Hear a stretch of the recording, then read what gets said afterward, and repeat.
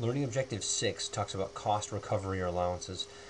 Cost recovery is basically a fancy name for depreciation. It's just that it applies to more than just depreciating tangible and real estate assets. It also applies to amortization of intangible assets and also depletion of natural resources.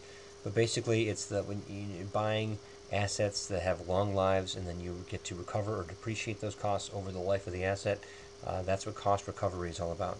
And this big chunk of the text covers how to calculate tax depreciation. Um, for our purposes, depreciation is by far the most important concept in this cost recovery area.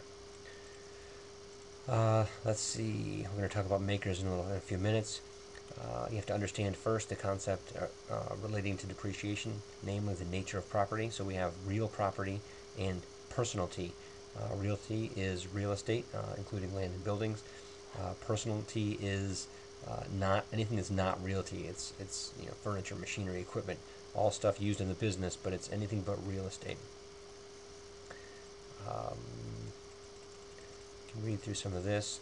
There's this kind of funky idea of allow versus allowable. The book does a good job of explaining what that means. So read through that. Exhibit 5.2.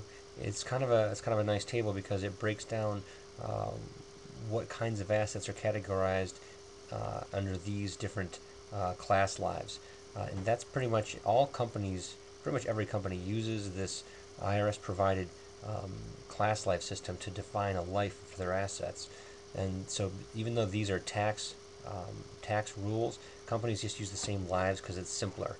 So, 5 and 7 year tangible personalty is by far the most common most common class lives. You can see cars, trucks, and all kinds of computer equipment are in 5 year property. Furniture and equipment are major components of things usually purchased by companies too. Those are 7 year assets. So that'll come in handy later when you look at our tables that we have for computing depreciation deductions. You're going to need to know what class life certain assets have. We use this modified accelerated cost recovery system to depreciate property. This is basically double declining balance, which switches to straight line. Double declining balance, if you might remember from your earlier accounting classes, is a depreciation system that allows accelerated depreciation deductions in the earlier years of an asset's life, and then later in the asset's life, those double declining balance amounts would be less than straight line. And then when that happens, company, the system, this maker system, switches methods over to straight line and then just depreciates the remaining cost over the remaining life. So that's the basics of what makers is all about.